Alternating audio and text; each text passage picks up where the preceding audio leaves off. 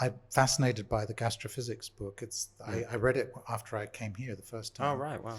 And I'm an economist, right? So economists Sure. tend to think income and prices. That's kind of about it. Maybe physical proximity.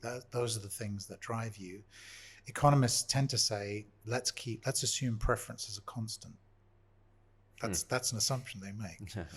And of course, economics is opening up in terms of behavioral economics, the nudges that we're beginning to understand that people are not rational in a way they choose things. Their emotions play a big role. Yeah. And so I loved gastrophysics and many other books of its type, because they do give you all these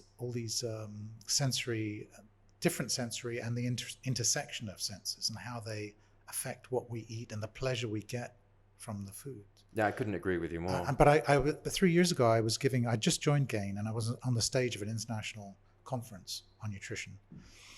And I was being asked to talk about, how the environment around people affects what they eat and what they don't eat. And I brought this stuff up. And the nutrition community is a very technical, science-based sort of set of people. Sure. And they thought this was kind of crazy stuff. And then I said, well, chefs have a big role to play in this, because in many ways, chefs, more and more people are eating outside the home. More and more people look to chefs, I think, to give them ideas about how to cook and how to do it tastily, conveniently, and healthily and sustainably.